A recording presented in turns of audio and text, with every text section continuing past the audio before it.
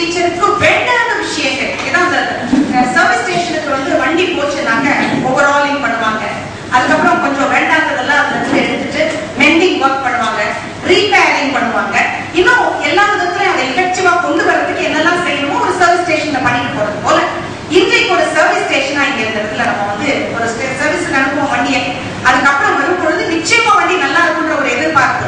அது போல ஆண்டவர் இன்னைக்கு உங்களை இந்த இடத்துல ஒரு சர்வீஸ் ஸ்டேஷன்ல உட்கார வைக்கிறதா வச்சிருக்கிறாருன்னு நம்ம நம்புவோம். அப்படி நம்பும் பொழுது நம்முடைய இனிமேல் நம்முடைய சர்வீசஸ் டெஃபினட்டா ஆண்டவர் பாதத்துல நம்ம உட்கார்ந்து இருக்கிறதுனால அது நிச்சயமா எஃபெக்டிவா இருக்கும். ஆமென்.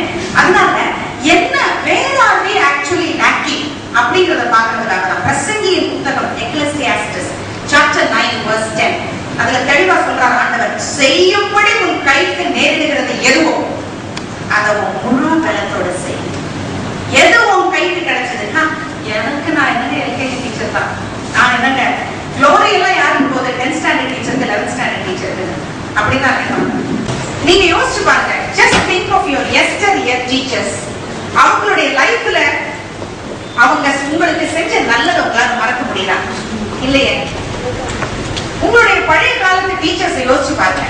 அவங்க செஞ்ச நல்ல காரியங்கள் உங்க மனசுக்கு நீங்கவே நீங்க. அது போல நீங்க அந்த பசுமரத்துல ஆணி அடிக்கிற மாதிரி சில காரியங்களை உங்க இம்பாக்ட், அது it might be positive or negative. இந்த impact, what impact are we going to make on the children? நாளைக்கு நம்ம children அத பத்தி யோசிக்கும் பொழுது what will they think of me as? என்ன பத்தி யோசிக்கும் பொழுது என்ன இம்பாக்ட் நான் உங்களுக்கு கொடுத்திருக்கேன் எல்லாரும் பத்தி. அதாவது இப்போ தமிழ்நாட்டுல there are 55,967 schools தமிழ்நாடு முழுக்க. இந்த ஸ்கூல்ஸ்ல 137.9 lakh ஸ்டூடெண்ட்ஸ் கற்றுக்கொண்டிருக்கிறார்கள் இன்னைக்கு நிலைமையில. அதுல 5.5 lakh டீச்சர்ஸ் இருக்காங்க.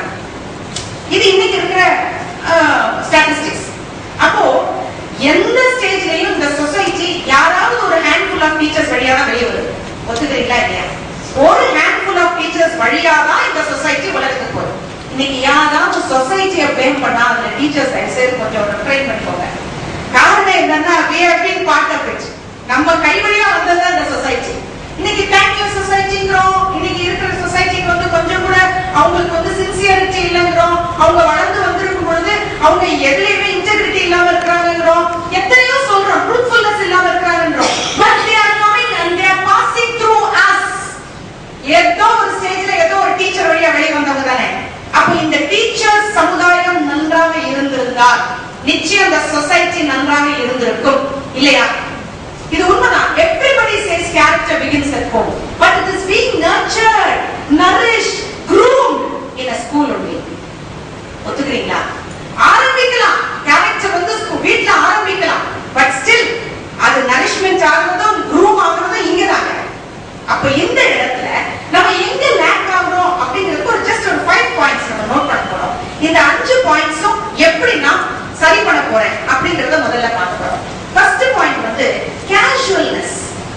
We are taking our job just like that for granted. இந்த casualness, இன்னைக்கு casual வேர் தான் எனக்கு ரொம்ப காஸ்ட்லி. கடைக்கு போனீங்கன்னா நீங்க வந்து எத்னிக் வேரை விட casual வேர் இன்னைக்கு ரொம்ப காஸ்ட்லி ஆயிடுச்சு. அது போல இந்த casual way of taking things இன்னைக்கு ரொம்ப பாப்புலர் ஆயிடுச்சு. எதனா இருந்தாலும் இதுதானே அப்படின்னு நினைக்கிறோம். அதனால தான் நான் சொன்னேன் பிரசங்கி புத்தகம் 9வது அதிகாரம் 10வது வசனம், கொலோசையர் 3வது அதிகாரம் 23வது வசனம். இது ரெண்டு என்ன சொல்லுது தெரியுமா? எதையாவது நீ செய்ய ஆரம்பிச்சனா உன்னுடைய முழு எஃபர்ட்டையும் போட்டு செய். யார் சொல்றான்? உன் ஆண்டவர் சொல்றார். உனக்கு ஆண்டவர் எதையாவது கொடுத்திருக்கிறாரா அதை செய்யும் பொழுது உன்னுடைய முழு எஃபர்ட்டை போட்டு செய் அப்படின்னு ஆண்டவர் சொல்றார். இங்க நம்ம அந்த கேஷுவல்னஸ் அடிக்கடி நம்ம ரொம்ப கேஷுவலா எடுத்துக்கிறதுனால, ரொம்ப சாதாரணமா நம்ம எடுத்துக்கிறதுனால தான் நம்மளால இஃபெக்டிவா இருக்க முடியல, நம்மளால நல்ல அவுட்புட்டை கொண்டு வர முடியல பல நேரங்கள். அதனாலதான் ஆண்டவர் சொல்றாரு எரேமியா 48:10 ஆண்டவர் சொல்றாரு, கர்த்தருடைய வேலையை அசட்டையாய் அசதியாய் செய்கிறவன் சபிக்கப்பட்டவன். நமக்குன்னு ஒரு வேலை. It is a call from heaven. நீங்க ஒரு டீச்சிங் ப்ரொஃபஷன் சாதாரண ப்ரொஃபஷன் இல்ல. It is a call from God. ஏன்னா ஆண்டவர் பிள்ளைகளை பெரும்பகுதி நேரம் வந்து they are spending in a school only. Maximum time அவங்களுடைய பெஸ்ட் டைம் இங்க தான் செலவு பண்றாங்க. அவங்க அலர்ட் இங்க தான் ஸ்பெண்ட் பண்றாங்க. When the children are really alert to the maximum extent possible, அந்த நேரத்தை நீங்க தான் வச்சிருக்கீங்க கையில. அப்படி வச்சிருக்கும் பொழுது இது தேவன் அவங்களுக்கு கொடுத்த உயிர். ஒவ்வொரு நாளும் தேவன் அவங்க வாழ்க்கையில அதை கூட்டி கொடுக்கிறார். தேவன் வந்து நீங்க உண்மையாய் அவர்களை நன்மையாய் நடத்துவீர்கள் என்று நம்பி வேலை கொடுத்திருக்கிறார். அதை அசதியாய் செய்தோம் என்றால் நாம் சபிக்கப்பட்டார்கள். பல நேரங்களில் நம்ம என்ன செய்யறோம்னாக்க வீடுகளிலே உள்ள குப்பைகள், நம்ம நிறைய பேர் சொல்லுவாங்க வீட்டுல குப்பையை கொட்டுறேன் அப்படின்வாங்க. அந்த வீட்டுல உள்ள குப்பை எல்லாம் இங்க கொண்டு வந்து கொட்டது. இங்க இருந்து சில காசிப்ஸ், இங்க இருந்து சில விஷயங்களை எடுத்துக்கொண்டு போய் வீட்டுல கொண்டு போய் கடைசியில அங்கேயும் ஒழுங்கா வாழல, இங்கேயும் ஒழுங்கா வாழல. இதுதான் இன்றைக்கு அவலம். இதுதான் அவலம். யோசிச்சு பாருங்க, நீங்க எல்லாம் at least you are sharing whatever your problem is. வீட்டுல என்ன ப்ராப்ளம் இருந்தாலும் இங்க ஷேர் பண்றதுக்கு உங்களுக்கு அந்த ஈக்குவல் கேடர்லயோ அந்த ஈக்குவல் வயசுலயோ அல்லது ஒரு பெண்ணிடம் இருக்குது. privileged lot. எங்க ஆபீஸ்ல எல்லாம் நாங்க போய் உட்கார்ந்தோம்னா இந்த பக்கத்துல ஒரு ஆள் இருப்பார், இந்த பக்கத்துல ஒரு ஆள் இருப்பார். கொஞ்சம் எரிச்சலை காமிச்சிட்டா சாதாரணமா அங்க நடந்த ஒரு பிரச்சனையில இருக்கிற எரிச்சலை காமிச்சால இதமா வீட்டுல இருக்கிற பிரச்சனை எல்லாம் இங்க கொண்டு வருது. தேவையே இல்லாம, ஏன்னா because people don't accept women working equal in an equal cadre with them. அதனால என்ன நினைக்கிறாங்க, உடனடியா எங்க வீட்டுலான்னு பாக்குறாங்க. வீட்டுக்கு போது ஒரு 5 நிமிஷம் லேட்னாக்க அவங்க 1 மணி நேரம் லேட்டா வரலாம். இடையில வந்துட்டு காணாம போயிடுவாங்க. வந்துட்டு அட்டெண்டன்ஸ் பாத்தீங்கன்னா 8:45 வந்திருப்பாங்க. 10 மணிக்கு வர வேண்டிய ஆபீஸுக்கு 8:45 வந்திருப்பாங்க. ஏன்னா வீட்டுல ஏதாவது ப்ராப்ளம் இருக்கும். இவர் வந்து உட்கார்ந்து இருப்பாரு. ஆனா வேலை ஆரம்பிக்கிற டைம்ல காணாம போயிடுவாரு. திருப்பி எப்ப வருவாரு, வேலை முடிகிற நேரத்துக்கு வருவார். மத்தியானம் அந்த சாப்பிடுற டைம்ல வருவாங்க. வந்து அந்த வேலையை கரெக்டா முடிப்பாங்க. கொஞ்சம் ஆசுவாசப்படுத்திக்குவாங்க. டீ வரும், டீயை குடிச்சிட்டு காணாம போயிடுவாங்க. திருப்பி எல்லாரும் வெளியே போவாங்க. அப்ப உள்ள வருவாங்க. ராத்திரி 9 மணி வரைக்கும் வேலை பார்த்தேன் சார். கடைசியில யாருக்கு நல்ல பேர் பார்த்தா அவங்களுக்கு ஆகும். ஒரு 5 நிமிஷம் லேட்டா வந்தோம்னா இந்த அம்மாவுக்கு இதுதான் லேடிஸ் எல்லாம் வைக்கக்கூடாது பாருங்க. அவங்களுக்கு புருஷன் அனுப்பிட்டு பிள்ளை அனுப்பிட்டு அந்த வேலை இந்த வேலை வந்தா வீட்டுக்கு ஒப்பாரியா தான் பேசுவாங்க என்று பேசுவாங்க. இதெல்லாம் தான் இன்னைக்கு உலகத்துல அவுட் சைட்ல ஐடி ஃபீல்ட்ல இன்னும் மற்ற இடங்கள்ல எல்லாம் நடக்கிற விஷயங்கள். இது உண்மை. ஆனா at least you are privileged enough to share your things and there are people to hear yours. ஆனா mind it. நம்ம கதைகளை மற்றவங்கள்ட்ட சொல்லும் பொழுது அந்த நேரத்துக்கு ஆறுதல் கிடைக்கலாம். ஆனால் ஒருபோதும் அவை நிரந்தரமான ஆறுதலை தருவது இல்லை. அது வீணா என்ன பண்ணுனாக்க it spreads gossip. இன்னொன்னு, இங்க யாரோ ஒருத்தர் ஷேர் பண்ண விஷயத்தை, உங்களை நம்பி ஷேர் பண்ண விஷயத்தை you are spreading it. இதெல்லாம் எங்க தெரியுமா நடக்குது? நான் ஏன் இதை உங்ககிட்ட சொல்றேன்னா, பிரெக்னெண்டா இருக்கிற ஒரு லேடி டாக்டர்கிட்ட போனாக்க லேடி டாக்டர் ஃபர்ஸ்ட் கேட்பாங்க, நிறைய கேள்வி கேட்டாங்க. முதல்ல அவங்க கேட்பாங்க, நீங்க டீச்சர். இந்த டீச்சர்ஸ் வந்து எங்களுக்கு தலைவலிங்க. ஆளுக்கு ஒரு டீச்சர் ஒண்ணு சொல்லி இருப்பாங்க. இந்த மாதிரி ஏகப்பட்ட குழப்பத்தோட எனக்கு உட்கார்ந்து இருக்கணும். இது உண்மை. இது உண்மை. ஏன்னா மற்ற எந்த ப்ரொஃபஷன்ல இருக்கிறவங்க காட்டிலும் டீச்சர்ஸ் வந்து இப்படித்தான் இத மாதிரிதான் எதையாவது சொல்லி வைப்பாங்க. ஆளுக்கு ஒண்ணு சொல்றதை வச்சுட்டு இங்க வந்து உட்கார்ந்துருக்காங்கன்னு இன்னைக்கு டாக்டர்ஸ் தலையில கை வைக்கிறது டீச்சர்ஸை பார்த்து. காரணம் என்ன? இது வந்து நான் it is not an insult. This is what is happening in each and every school, even in the government school. சரி, நான் இன்னைக்கு கேட்கிறேன், உங்கள்ட்ட சேலஞ்ச் விட்டு கேட்கிறேன், உங்க பிள்ளைகளுக்காக எத்தனை பேர் ஜெபிக்கிறீங்க? ஆல்மோஸ்ட் எல்லாரும் கேட்டுக்குவாங்க, மார்க் பண்ணுது. இந்த மார்க் பண்ணுற கதை எனக்கு வேண்டாம். மார்க் பண்ணுறது தெரியும் உங்களுக்கு. உங்க பிள்ளைகளோட ஃபியூச்சர் நல்லா இருக்கணும். வேற எதையும் கேட்கலன்னு கேட்கறவங்க எத்தனை பேர்? ஒழுக்கமா வளரணும். கிரேட். அதெல்லாம் சரி, ரொம்ப நன்றி. ஆனா நிறைய இடத்துல நான் கேட்டேனாக்க, இப்படி கேட்டேன்னா எத்தனை பேர் நீங்க வந்து உங்களோட மார்க்குக்காக நிறைய பேர் கைதுவாங்க. மார்க்கெல்லாம் நம்ம பத்தி பேசணும்னா எல்லாம் நீங்க கிடையாது. பாத்தீங்கன்னா அப்போதைக்கு அவர்களுக்கு பெருமை வேண்டும் என்பதற்காக பிள்ளைகளுக்காக ஜெபிக்கிற ஜெபம். அதான் நான் சொன்னேன், எஃபெக்டிவ் டீச்சருக்கும் எஃபிஷியன்ட் டீச்சருக்கும் உள்ள வித்தியாசத்தை. ஒரு எஃபெக்டிவ் டீச்சர் அல்டிமேட் ரிசல்ட்டையே எதிர்நோக்கி இருப்பாங்க. அதனால இன்னைக்கு நீங்க கடவுளுடைய பிள்ளைகள், கடவுளுடைய பிரதிநிதிகள். You have a call. This is not just a profession. You are being paid. Jochebed என்ற ஒரு பெண்மணி இருந்தாள். அந்த பெண்மணி தன்னுடைய சொந்த மகனையே வளர்க்கிற தாயாக மாறுகிறாள். மோசேயுடைய அம்மா. மோசஸ் வந்து ரீட்ஸுக்கு நடுவுல வச்சுட்டாங்க. பார்வோனின் குமாரத்தை அந்த குழந்தையை எடுக்கிறார். எடுத்து இதை வளர்க்க வேண்டும் என்று தவிக்கிறார். அப்படி வளர்க்க வேண்டும் என்று நிற்கும் பொழுது ஜூஸ் எல்லாம் கொண்டு இருக்காங்க, யூதர்களை கொஞ்சம் கொண்டு இருக்கிறார்கள். அப்படி கொஞ்சம் கொண்டு இருக்கும்போது ஒரு யூத குழந்தை வந்து அந்த நாணல் பெட்டியில கிடக்குது. நடிச்சு குடிக்க போகிறாள் ராணி. அந்த பெட்டியில அந்த குழந்தை எடுக்கிறார். இதை வளர்க்க வேண்டுமே தவிக்கும் பொழுது இந்த குழந்தையோட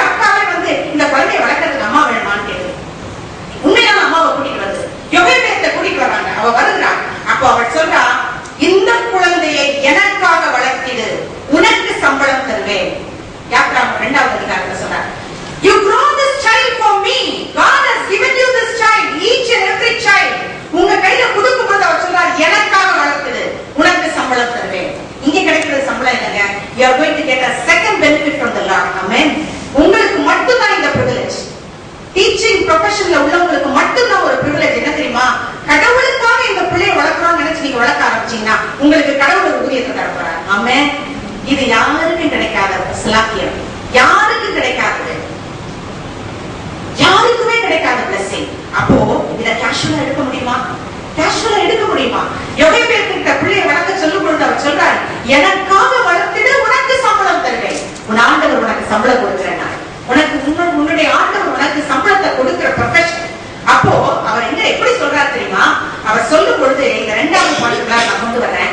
முதல்ல நம்ம ரொம்ப கேஷுவலா எடுத்துக்கிறோம். இரண்டாவது கேர்லெஸ்னஸ் தடித்தனம், மெத்தனம். மெத்தனம் யாரு படிச்சு என்ன பெருசா வந்தா என்ன, இந்த ஸ்கூல் உருப்படா என்ன, உருப்படாட்டி என்ன, பிள்ளைங்க படிச்சா என்ன, படிக்காட்டி என்ன, இப்படி நிறைய பேர் வர்றதை பாக்குறோம். அதுலயும் குறிப்பா யார் செய்வாங்கன்னாக்க, நாங்க நிறைய டீச்சர்ஸ் பாக்குறோம், நிறைய டீச்சர்ஸ் கிட்ட பேச போறோம். யார் இப்படி செய்வாங்கன்னு பாத்தீங்கன்னா, இந்த 9th 10th 11th 12th teachers எப்ப பார்த்தாலும் they steal the glory. காரணம் என்ன? ஏதாவது பெருமை வந்துச்சுன்னா அந்த டீச்சர்ஸ் கூப்பிடுவாங்க, ஏதாவது நல்லாசிரியர் சென்றால் அவர்களுக்கு தான் போகும். இப்படி பாத்தீங்கன்னா, ஏன்னா அவங்க தான் கடைசியில அந்த ரிசல்ட்டை சுவைக்கிறவர்கள். அதனால அவங்க தான் ரொம்ப இம்பார்ட்டன்டா நினைச்சு மீட்டிங்ஸ் எல்லாம் அவங்கள தான் கூப்பிடுவாங்க. பெரிய கிளாஸ் டீச்சர்ஸ் பெருமை வேற. அப்ப அந்த சின்ன கிளாஸ் டீச்சர்ஸ்க்கு எல்லாம் எப்படின்னாக்க, என்ன பெருசா பெருமை எல்லாம் அவங்களுக்கு தான் போகுது, நான் என்னென்ன பெருசா உழைச்சா என்ன, உழைக்காட்டி என்ன அப்படின்னு நினைக்கிறோம். ஆண்டவர் பார்த்துட்டு இருக்காருங்க, ஒரு ஸ்டேஜ்லயும் பார்த்துட்டு இருக்காரு. அந்த மத்திய 10வது அதிகாரத்துல ஆண்டவர் சொல்றாரு, 42வது வசனத்துல சொல்றாரு, ஒரு கலசம் தண்ணி கொடுத்தா கூட என் சீஷர்களுக்கு, என் பிள்ளைகளுக்கு ஒரு கலசம் தண்ணீர் கொடுத்தாரு. தண்ணி கொடுக்குற ஆயாவுக்கே ஆண்டவர் ரிவார்டு கொடுக்குறேன்றாரு இல்லையா? தண்ணி கொடுத்தா கூட, என் பிள்ளைங்களுக்கு ஒரு டம்ளர் தண்ணி கொடுத்தா கூட அதற்குரிய பலனை அவர்கள் அடையாமல் போக மாட்டாங்க. அதற்குரிய பலனை நான் தராம இருக்க மாட்டேங்கிறார். இங்க நீங்க விரும்பாமல் கூட நன்மை செய்து விட முடியும். நீங்க கேஷுவலா செய்யறத கொஞ்சம் அலர்ட்னஸோட ரன் an extra mile எழுதி வச்சுக்கோங்க. run an extra mile. எப்பயும் ஒரு எக்ஸ்ட்ரா மைல் பிள்ளைகளுக்காக ஒரு ஸ்டெப். ஆண்டவர் சொல்றாரு, எவனாவது உன்னை ஒரு மைல் தூரம் வர சொன்னா கூட ஒரு மைல் ஓடு, அந்த பலனை நான் தருவேன். அந்த run an extra mile in whatever effort you put an extra effort. Put an extra effort. இதுதான் அந்த run an extra mile. ஒரு துளி not out of the way. இதுதான் எனக்கு பவுண்டரி, இதுக்கு மேல நான் செய்ய வேண்டியது அவசியம் இல்ல, இதுக்கு சம்பளம் வந்தா போதும். இன்னைக்கு தேவ பிள்ளைகளே, உங்களிடத்துல சொல்றேன், உங்களுக்கு பவுண்டரிஸ் இல்ல. என்னுடைய அப்பாவை நாங்க அடிக்கடி நினைச்சுக்கோம். காரணம் என்னன்னாக்க, வெரி வெரி எஃபெக்டிவ் டீச்சர்னு இன்னைக்கு வரைக்கும் சமுதாயங்கள் சொல்லிக் கொண்டு இருக்கிறது. காரணம் என்னன்னா,